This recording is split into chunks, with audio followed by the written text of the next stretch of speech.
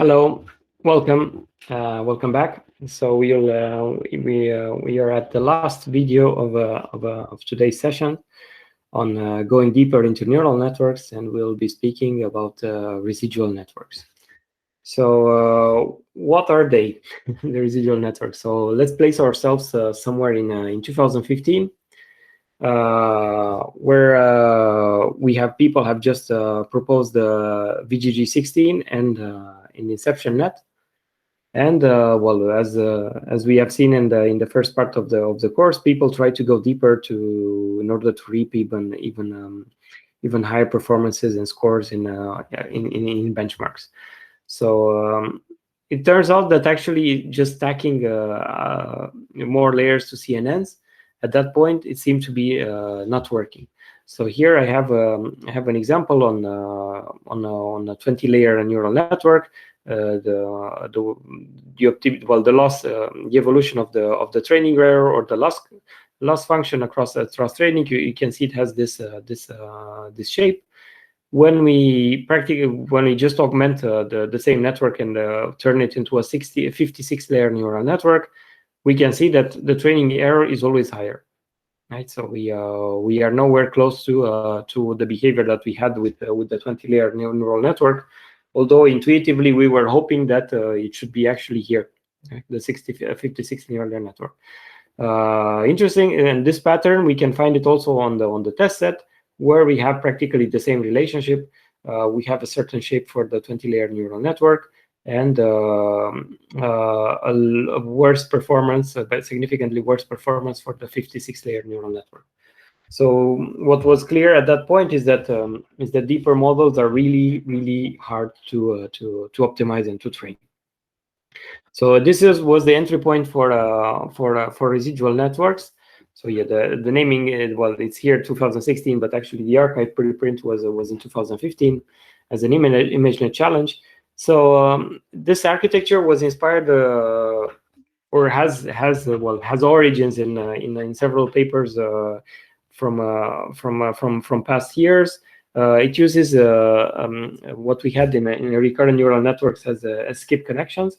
So it uses this idea of transferring or shortcutting some layers with this type of connections. And we have seen it in the same year or 1 year before. There were these highway networks which were relying on a similar idea. So in general, many ideas kind of stem up in the same in similar times because of the discussions that usually happen between researchers and the ideas that are in the air. So this is the main finding. Well, the main no, there's a huge contribution in this work, but the main architecture change that we have in Resnets is the introduction of these skip connections. So we have here, imagine that this weight layer is a convolutional layer followed by ReLU and then by another convolution. So what we do here, we copy the input X and we send it to the output of this layer and doing a pointwise addition. So this is the main building block for Resnets. And the interesting part is actually that when we go the other way around in the backprop, because of this addition sign, we transmit the same gradient in this branch here, but also in this branch here, right? So when we stack several residual blocks like this, we can see that whenever we have a loss and we start to do gradient backpropagation, we can see that there's a very privileged flow for the gradient to go via these skip connections, really up down to the final to the first layer. Or so we in this image is up, so it really up to the first layers, right? So this enables Resnet to have very good optimization properties and to optimize more easily all layers across the neural network, thanks to these residual connections or skip connections. Although in the context of Resnets, we call them residual connections.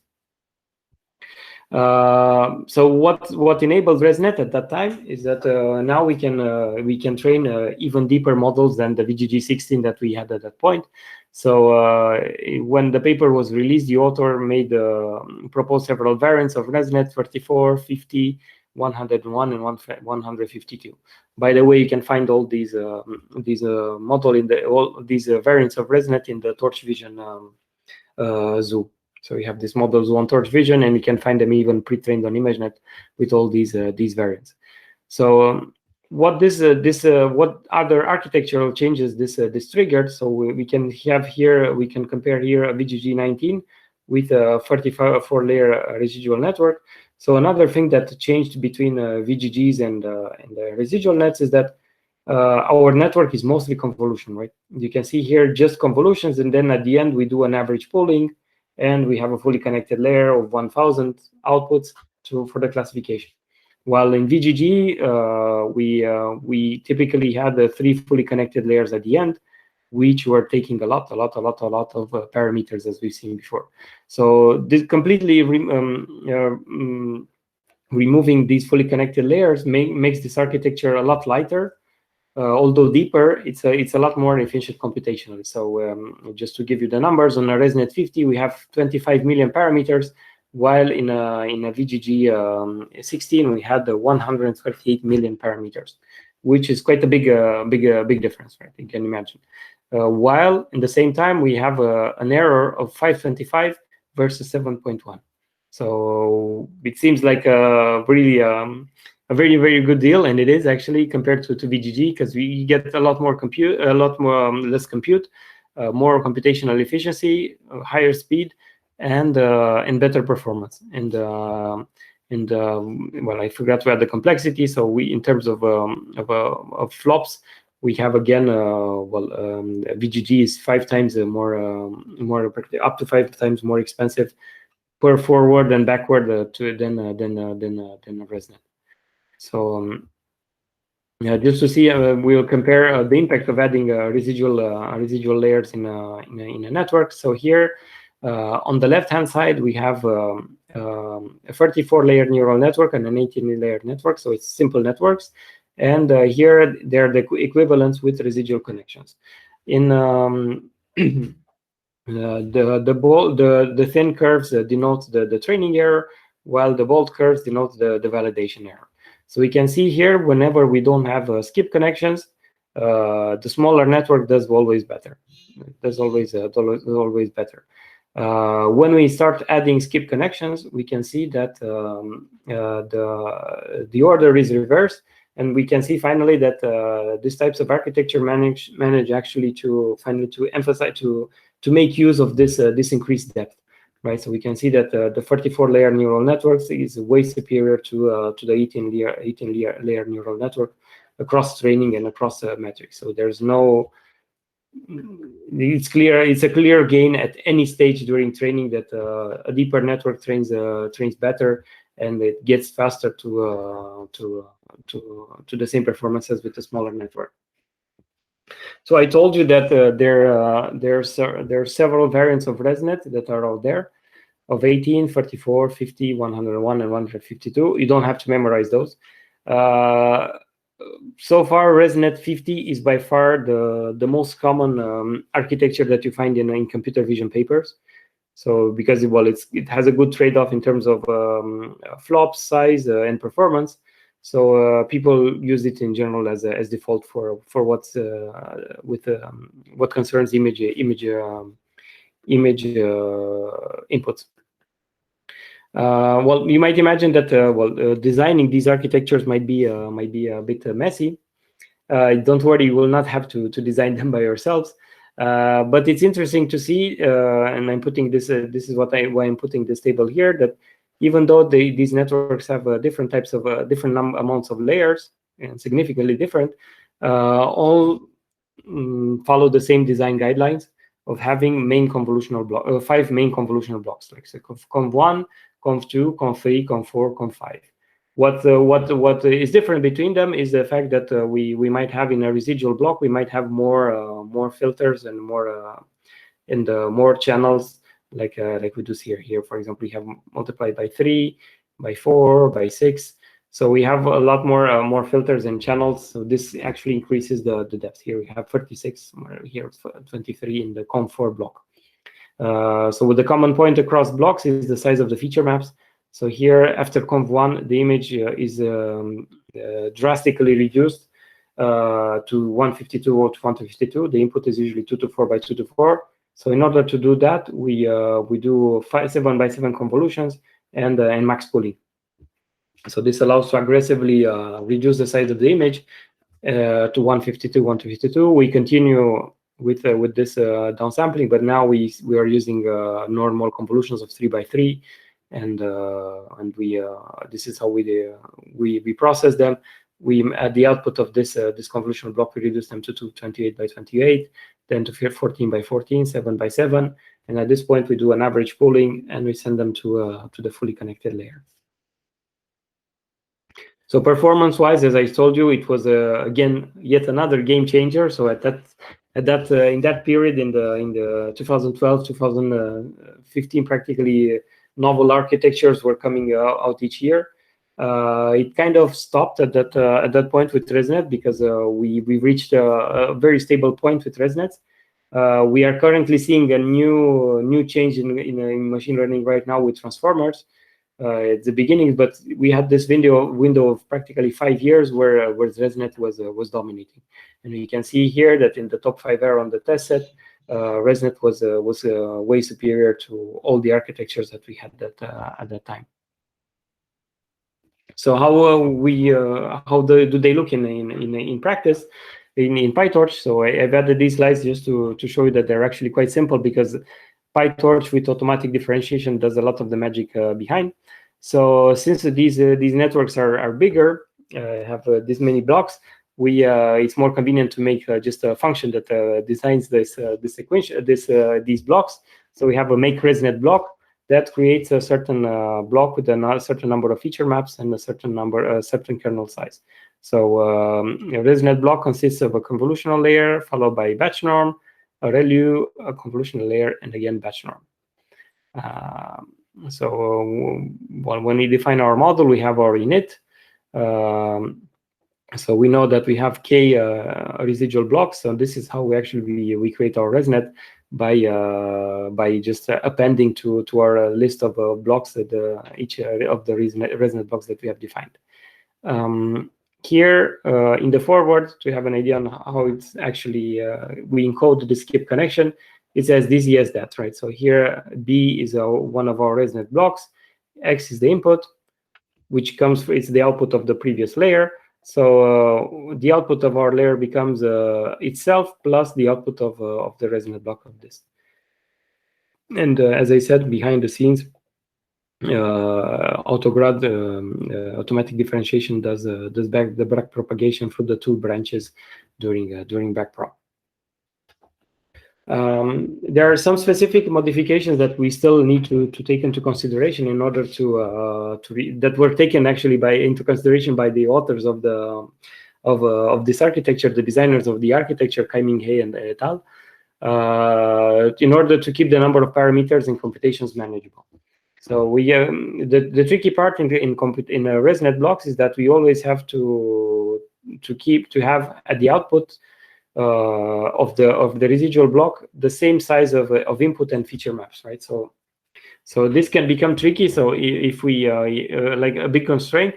So for example, here we have feature maps of size 256. So they have the depth 256. And we have our convolution, our residual block, which has 3 by 3 filters, 256 input maps, 256 output maps, batch norm, ReLU, and then again we have another layer, a convolution layer that does the same, such that we will have at the output always 256 feature maps. So if we do the computations here, we can see that we have so in this layer 3 by 3 by 256 plus 1 bias, multiply by 2, these two, multiply again by 256, gives us 1.2 million parameters just for this block.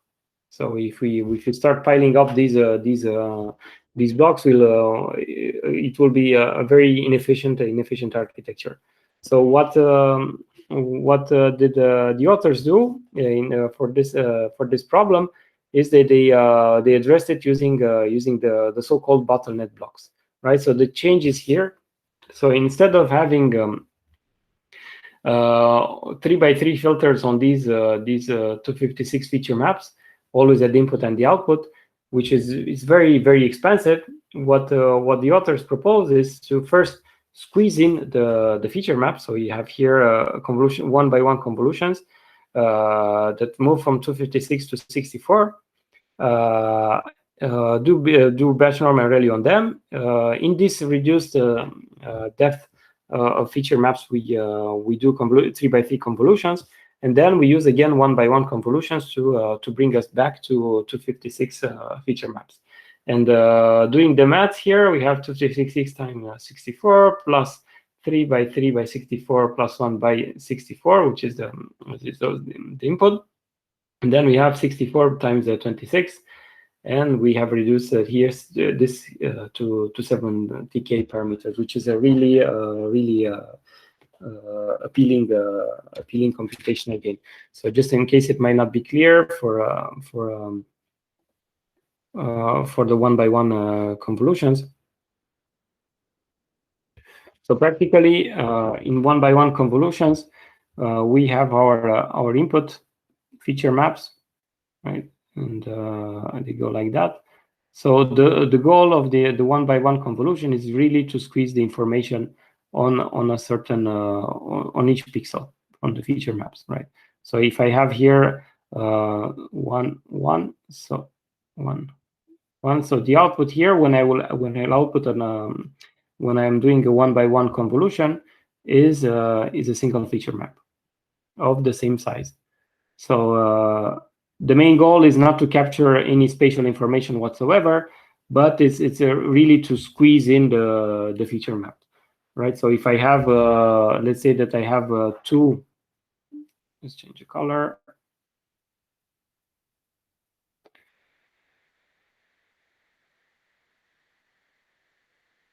So if I have two 1x1 convolutions, I will reduce my feature maps to a depth 2 comparing to a depth 4 that I had previously.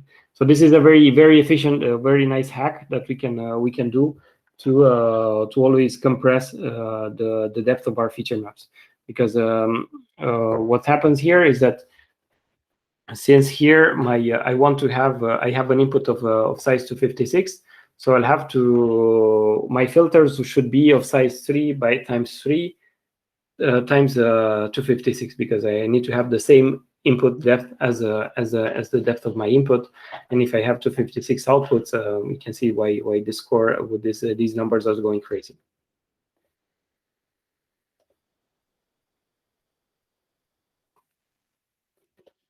Just a second to go back in visualizing mode.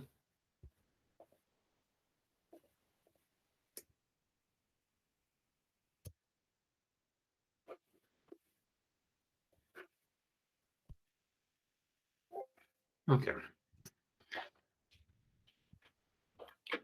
Of course, researchers were busy to come up with other Resnet variants. So we have seen some improvements of Resnet subsequently.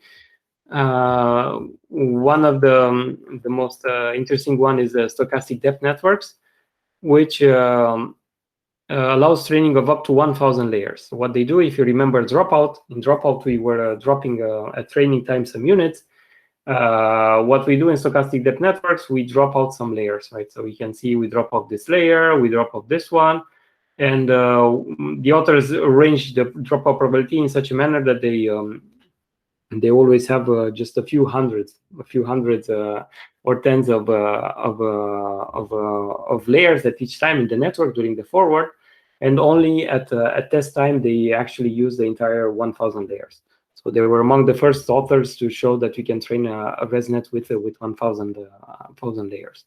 So this is conceptually interesting, but we haven't seen it much getting much traction in the community, but it provides actually a nice idea on how you can play with these residual blocks. Another paper by the same authors, it's called DenseNet. So here we revisit the residual connections. So inside a big residual a big block of residual connections, instead of just having a residual connection like here, right, like just sending the shortcut just to the subsequent layer, what the authors propose here is to transmit, to do shortcut connections or residual connections to all the blocks downstream, right? So we can see here the red one has a shortcut here, a residual connection here, a residual connection there, a residual connection there, and a residual connection here. So the authors actually show that this allows a better parameter efficiency, because the residual blocks downstream will not relearn the same features as we had in this feature map. Of course, we cannot exponentiate these to go to all the 150 layers. So what we do in this in DenseNet, we send this to up to, let's say, 5 or 6 layers downstream, and then we have these bottleneck layers that again compress the representations into a certain size of feature maps, and then we go on again with these new dense blocks. This is a nice idea. At that time, it was showing vastly superior results to Resnet in CVPR 2017.